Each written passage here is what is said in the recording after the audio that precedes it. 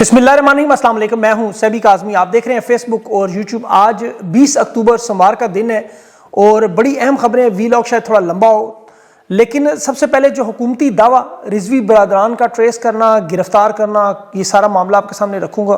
اہم خبریں آئی ہیں۔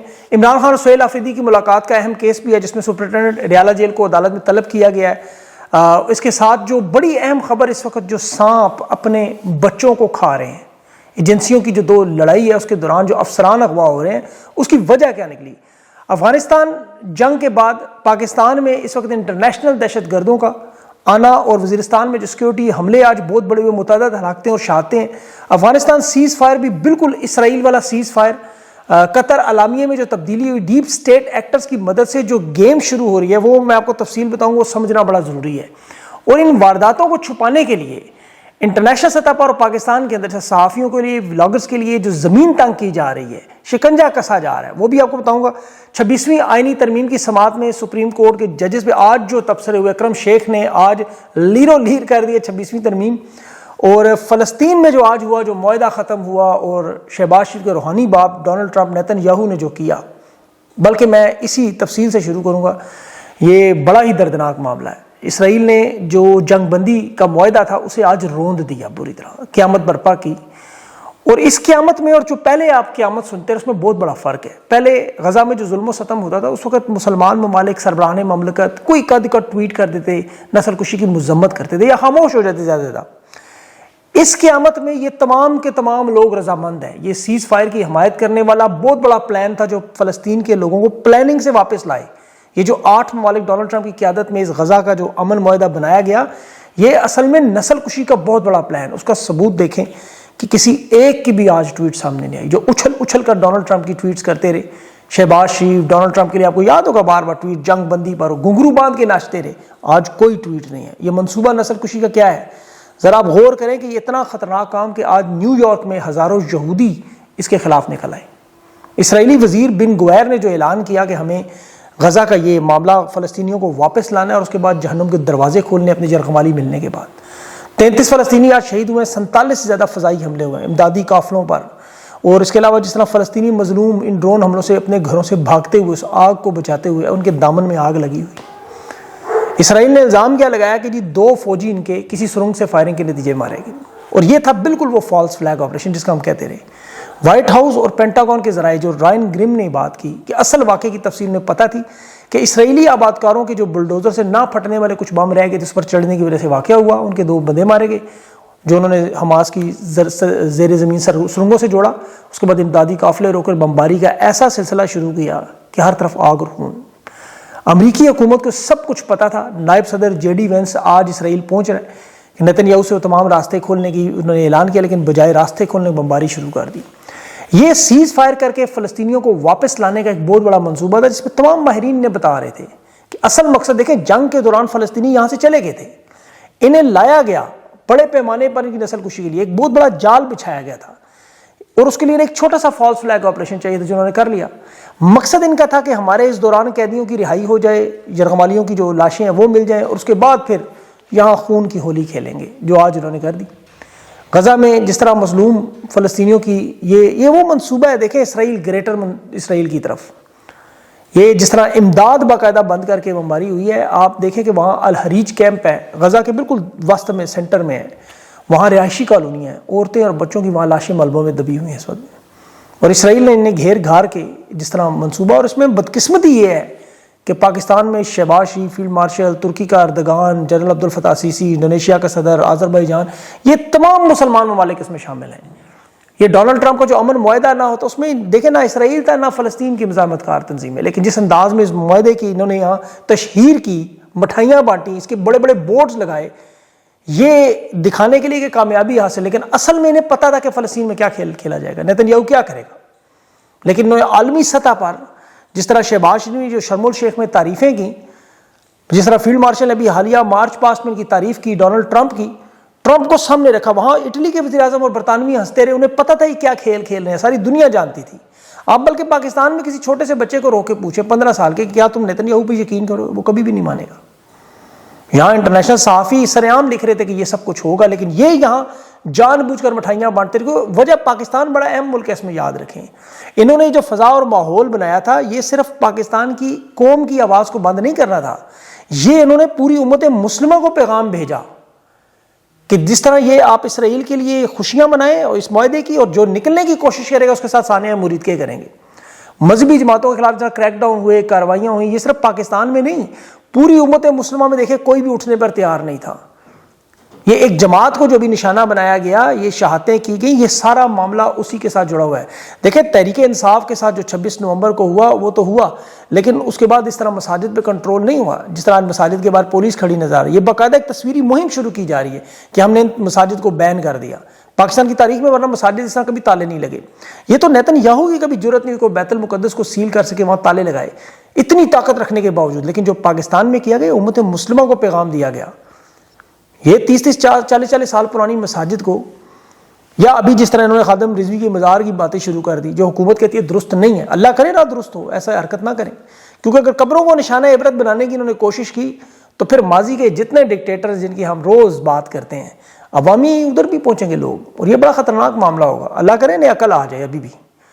یہ دیکھیں میں آپ کو تھوڑا سا اس کھیل کو سمجھانے کی کوشش کرتا ہوں تاکہ بہت سارے نوجوان ہیں یہ سمجھ سکیں. یہ جو پاکستان کو ڈسٹرکشن کی پالیسی پہ لے کے جا رہے ہیں نا, جسے معاشی ہٹ مین کہتے ہیں, جسے معیشت کو تباہ کرنا, یہ صرف معیشت نہیں, سیاست کو, خارجہ پالیسی کو, پاکستان کی قومی سلامتی کو, خدا نہ خواستہ پاکستان کو ٹکڑوں میں بانٹنے کی وہ کوشش, یہ وہ پلان ہے جو ایک عرصے سے پاکستان کے چل رہا ہے. 1971 میں آپ دیکھیں جب ذوالفقار علی بھٹو جنرل یحییٰ خان کے ساتھ ملا تھا, بالکل اسی طرح آج پیپلز پارٹی نون لیگ ان کے ساتھ ملی ہوئی ہے. شیخ مجیب نے مشرقی پاکستان میں کلین سویپ کیا, منتخب وزیر اعظم بنا. ذوالفقار علی بھٹو نے جو ایوب خان کے دور میں 8 سال وفاقی وزیر رہ چکا تھا اور اسے امید تھی کہ وہ وزیر اعظم بنے گا, لیکن عوام نے شیخ مجیب کو چن لیا, کلین سویپ کیا. جنرل یحییٰ کے ساتھ یہ بھٹو مل کے اپنی وزارت عظمیٰ کے لیے اور جنرل یحییٰ اپنے اقتدار کے لیے وہی کام کرتا رہا جو آج ہو رہا ہے. ملک 2 ٹکڑوں میں بٹا. بھٹو نے کہا ادھر تم ادھر ہم, کہہ رہا تھا خدا کا شکر ہے پاکستان بچ گیا. وہ مشرقی پاکستان کی نہیں مغربی پاکستان کی بات کر رہا تھا کہ جہاں اس کی وزارت عظمیٰ پکی تھی. آج یہ منصوبہ جو لے کر بیٹھے ہوئے ہیں خیبر پختونخوا کو, بلوچستان کو, آزاد کشمیر کو خدا نخواستہ الگ کریں اور بعد میں پنجاب جو 62% ہے اس پہ قبضہ کر لیں, حکمرانی کر لیں. ادھر بلاول زرداری اور مریم نواز کا جاگ پنجابی جاگ, بلاول کا سندھ و دیش کے نام سے نعرے اسی لیے لگائے جا رہے ہیں کہ یہ اپنے اپنے صوبے میں حکمرانی کریں اور اس کے بعد جنرل یحییٰ ایسی حکومت کرتا رہے. آج یہ کہہ رہے ہیں پنجاب سے ایک دانہ گندم کا خیبر پختونخوا نہیں جائے گا. یہ وہ مائنڈ سیٹ ہے, اس کو سمجھنے کی کوشش کر. جو مشرقی پاکستان میں سو چھوٹے لوگ ناٹے انہیں کہتے تھے, ان کے تمام وسائل پہ قبضہ کر لیتے تھے, ان کے اوپر ہنستے تھے, انہیں اسلام آباد نہیں آنے دیتے تھے. آج بالکل وہی ہو رہا ہے. بنگلہ دیش نے دیکھیں آج کیوں $5 ارب مانگ رہے جو 1971 کے تھے, کہ ان کے وسائل تھے. آج خیبر پختونخوا کی معدنیات ہے, بلوچستان کے وسائل ہیں. یہ جو اپنی افغانستان سے آدھی روٹی کا دعویٰ کرتے ہیں یہ بھی جھوٹ ہے, یہ خیبر پختونخوا نے کیا ہے. پنجاب میں تو افغانیوں کے خلاف آپریشن ہوتے رہے. یہ خیبر پختونخوا میں آج بھی جو 55 میں سے 43 مہاجر کیمپ لگے ہوئے خیبر پختونخوا میں ہیں. وہ افغانستان کے ساتھ جو معاملہ شروع ہوا اب دوحہ کے مذاکرات, اسے آپ اسرائیل کے تناظر میں دیکھیں کہ وہاں جیسے سیز فائر اور چھوٹا سا فالس فلیگ آپریشن ہوا اور اسرائیل نے نسل کشی شروع کر دی, یہاں پہ وہی کھیل کھیلا جا رہا ہے. یہ جو انٹرنیشنل کھیل جسے ڈیپ سٹیٹ ایکٹرز آپ کہتے ہیں وہ کیا ہے, اب تو ہندوستان بھی آ گیا اس میں. یہ وہ حکمت عملی ہے جو عراق اور شام میں بنائی گئی, جہاں عدم استحکام پیدا کیا, وہی کام یہاں پہ ہو رہا ہے. اور جہاں یہ کہتے ہیں نا مذاکرات بڑے کامیاب ہو گئے, یہ تو ہو ہی نہیں سکتے کہ ادارے کے اندر جو کھیل کھیلا جا رہا ہے. ایک طرف یہ کہہ رہے ہیں یہ فیلڈ مارشل کی ناکامی ہے تو D G I S I کی کامیابی ہے. ذرا اس کو سمجھیں, پہلے تحریک انصاف کے دبانے کے لیے صرف کیا جا رہا تھا, معیشت کو تباہ کیا جا رہا تھا. اب تو اس میں براہ راست امریکی مداخلت ہے, ڈیپ سٹیٹ ایکٹرز, یہ تو معاملہ بہت پھیل چکا ہے. اب پچھلے 5 سال کا آپ احاطہ کریں, صرف جب انخلا ہوا تھا افغانستان میں اس وقت فوج سیم پیج پہ تھی. اشرف غنی تو کابل سے نکل چکا تھا, جنرل فیاض نے جا کے حکومت بنائی, جنرل باجوہ اپنی ایکسٹینشن کے اس میں واردات میں پڑ گیا, خان کی انہوں نے حکومت گرائی اور ساتھ ہی جنرل باجوہ نے کالعدم تنظیموں سے مذاکرات کر کے واپس لے آیا. آپ ذرا تانے مانے جوڑے آپ کو سارا سمجھے. پھر جنرل عاصم منیر نے آ کے آپریشن شروع کر دیا, کیونکہ ان لوگوں کا جو اس وقت موجودہ طاقتور نظام کا حصہ بن چکے ہیں, ان کی صرف ایک بڑی سوچ جو اپنی ریٹائرمنٹ پر اپنے جو بیرونی دنیا میں ان کے اثاثے ہیں, اپنا پاؤ گوشت ہے سوئس بینک میں, ادھر تک ہے. غزہ میں چاہے فوج بے کے اسلحہ چھین لیں وہاں سے, یہ صرف عوامی دباؤ میں افغانستان اور ہندوستان کی طرف توجہ بٹانے کے لیے جنگ لڑ دیتے ہیں. یہ محاذ وقتی طور پہ جو روکا ہوا یہ شروع ہو جائے گا آپ کے سامنے. ڈیرہ اسماعیل خان میں دیکھیں ایف سی کی نفری پر اتنا بڑا حملہ ہوا ہے, یہ مین سٹریم میں خبر بھی نہیں آنے دیتے آپ, کیونکہ اس میں جو ڈیپ سٹیٹ ایکٹرز اب شمولیت ہو چکی ہے. بالکل اسی طرح مشرف کے دور میں جب یہ آپ کو یاد ہوگا انٹرنیشنل وہاں پہ بڑی تنظیمیں لائی گئی تھی, بڑے بڑے دہشت گرد یہاں پہ لا کے بسائے گئے, جو 8 سال بعد ایک پکڑا بھی گیا ایبٹ آباد. لیکن یہاں انہوں نے وہ تنظیمیں جو بڑے انٹرنیشنل لیول کی داعش جیسی ہیں, انہیں عراق اور شام میں جس طرح لانچ کیا گیا تھا وہ وہاں سے ادھر بھی لانچ اسی طرح کا معاملہ ہے. اس کی وجہ ادارے کے اندر جب معاملات خراب ہوں تو بھی سارا نظر آتا ہے. جو معاملہ اسرائیل سے غزہ سے شروع ہوا وہ افغانستان سے ہوتے ہوئے مرید کے تک آگے پہنچا. پاکستان کی قوم ہے, ادارے کے اندر لوگ ہیں, یہ تکلیف اور غم اور غصے میں ہیں کیونکہ یہ حالات نظر آ رہے ہیں کس طرف لے کے جا رہے ہیں. تقسیم واضح ہے. آج یہ جو FIA کے سائبر افسران اٹھائے جا رہے ہیں جس کا الزام ملٹری انٹیلیجنس پہ لگ رہا ہے کہ یہ کیونکہ جرنیلوں کی کرپشن کے ثبوت ہیں ان کے پاس, یہ کسی بھی وقت میڈیا میں صحافیوں کے پاس پہنچ سکتے تھے, اس سے پہلے انہوں نے آپریشن کیا. یہ آپ ذرا اس کو خبر کو اس طرح دیکھیں کہ چیئرمین PTA حفیظ الرحمان کا موبائل ڈاٹا ڈارک ویب پہ, اس کا محسن نقوی کا ڈارک ویب پہ پہنچا جس پہ خود محسن نقوی نے کہا کہ 200-500 کی سیمیں ڈاٹا بک رہا ہے. پھر آرمی چیف کے خاندان کے پاسپورٹ نکلے, پھر جنرل باجوہ کی بیوی کے 12 ارب کا اسکینڈل نکلا. یہ ادھر سے FIA کے سارا سائبر کرائم کے افسران تھے. اب ان کے کچھ افسران کو انہوں نے اہل خانہ, اور اس میں بھی ایجنسیوں کی لڑائی ہے آپس میں. ابھی وہ ڈپٹی ڈائریکٹر عثمان پہلے اغوا ہوا, پھر دوسرا افسر اغوا ہوا.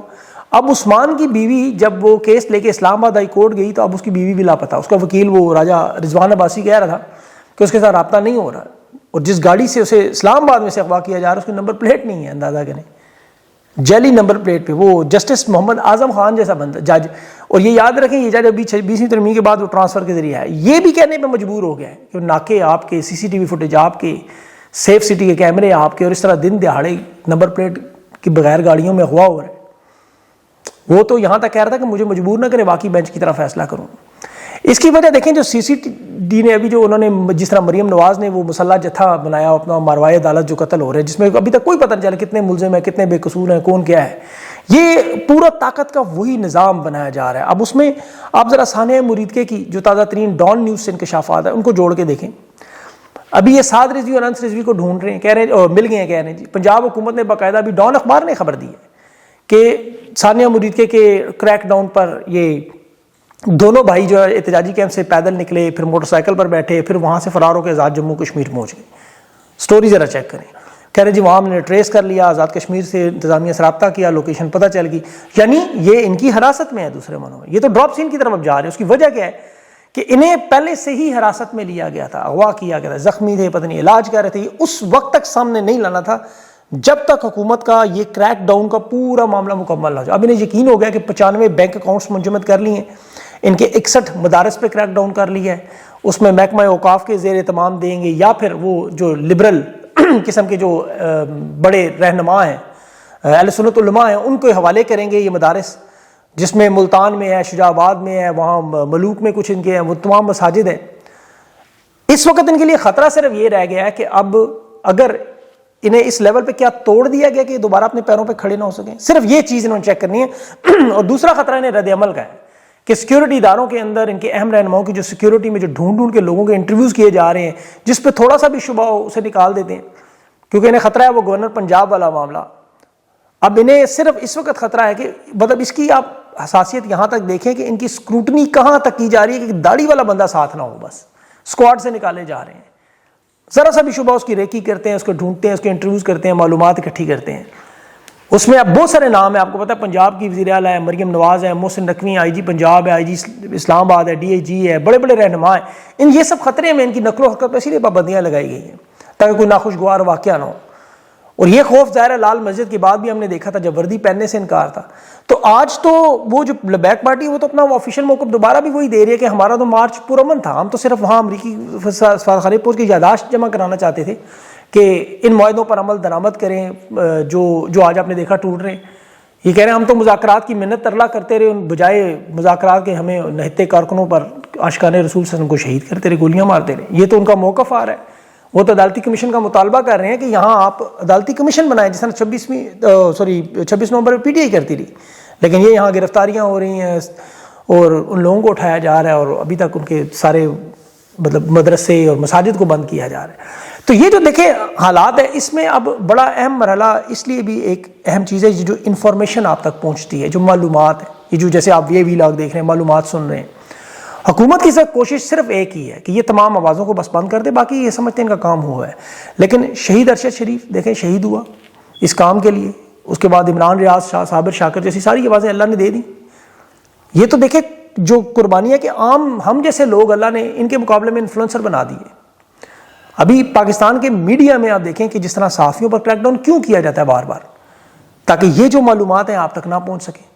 ارشد شریف شہید نے بھی یہی کوشش کی تھی, اس کا کیا قصور تھا, وہ کیا کرتا تھا, عمران ریاض کیا کر رہا ہے, صابر شاکر کیا کر رہا ہے, باقی لوگ کیا کر رہے ہیں, یہ آپ لوگ معلومات ہی پہنچا رہے ہیں, انہیں نشانہ عبرت بنایا جا رہا ہے.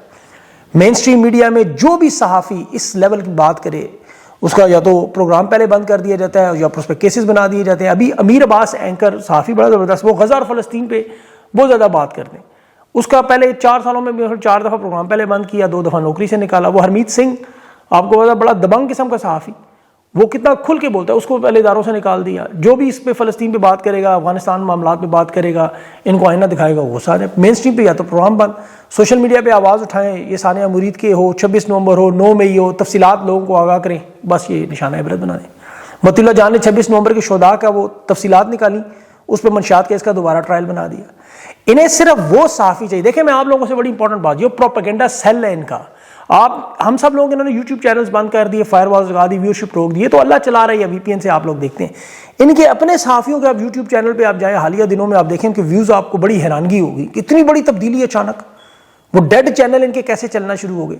سوشل میڈیا ایپس پہ حکومت کیوں مدد کرتی ہے, وہ چاہے ہندوستان کی جنگ ہو, افغانستان کی جنگ ہو, اچانک ان کی پروپیگنڈا سیل جو وہ چلنا ایکٹیو ہو جاتا ہے, کیونکہ یہ ان کے لاؤڈ سپیکر ہیں.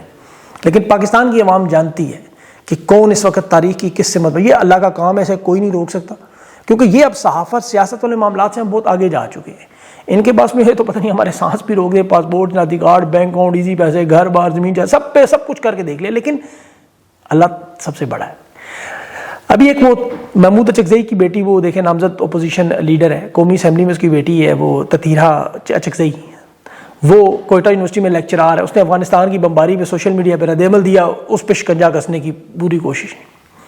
تو اللہ کا ایک کمال یہ بھی ہے, دیکھیں جہاں یہ اتنا فتنہ و فساد ہوگا وہاں یزیدی ہوں گے, جہاں سے حسینی بھی پیدا کرے اس نظریے پہ کھڑے ہوں گے. آج سپریم کورٹ میں 26ویں آئینی ترمیم میں دیکھیں, وہ سینئر وکیل اکرم شیخ نے بخیے دھیڑ دی ان ججز کی, شکلیں دیکھیں ان کی جو بیٹھے ہوئے. 26ویں ترمیم پہ وہ جج کہتا ہے کیس کیا ہے, کیس بتانے کا کیس سادہ سا ہے, 24 فروری کے الیکشن میں دھاندلی کے نتیجے میں بنایا ہوا نظام, اس کی دھاندلی کو نہ پکڑا جائے, فارم 45 نہ منگوایا جائے, اس پہ 26ویں ترمیم ہے. بس نعیم اختر افغان کا آپ جملہ سنیں انصاف مانگنے پہ, کہتا ہے انوکھا لاڈلا کھلن کو مانگے چاند, کہتا ہے آپ ہم سے توقع کیا کہہ رہے ہیں. انہوں نے کہا میں آپ سے توقع کروں 25 کروڑ لوگوں کے بنیادی انسانی حقوق, کیونکہ یہ 26ویں ترمیم وہ واردات ہے جو پاکستان کی تاریخ میں کسی فوجی عامر نے, ڈکٹیٹر نے جرت نہیں کی جو انہوں نے کر لی. جمال خان مندوخیل کہہ رہا تھا نہیں نظام تو بن چکا ہے اب, تو اس نے کہا بن چکا ہے لیکن یزید کی بیعت ہم تو نہیں کریں گے. ہم تو ایسے نہیں کہہ سکتے کہ محبت حسین سے بھی ہو اور سلام یزید کو بھی ہو, ایسا نہیں ہوگا, یزید کی بیعت نہیں کریں گے. یہ ذاتی حیثیت میں پیش ہوئے اکرم شیخ, یہ کسی سیاسی جماعت کی طرف سے پیش نہیں ہوئے. اس نے کہا بنگلہ دیش میں کوڑے کھانے والے 8 سال کی عمر سے بچوں کو بھی میں 8 سال کا تھا میں دیکھ رہا تھا, 25 کروڑ لوگوں کا انسان کے حقوق کا معاملہ ہے. یہ کوئی چھوٹا معاملہ نہیں ہے جس پہ ہم سب لوگ جدوجہد, یہ آئین قانون کی بالادستی کا معاملہ ہے, انصاف کا معاملہ ہے, عدل کا معاملہ ہے. بہرحال ویڈیو اب لمبی ہو جائے گی, اس لیے اگلے ویلاگ میں کچھ اور مزید باتیں. اپنا خیال رکھیں, مجھے اجازت دیں, اللہ حافظ.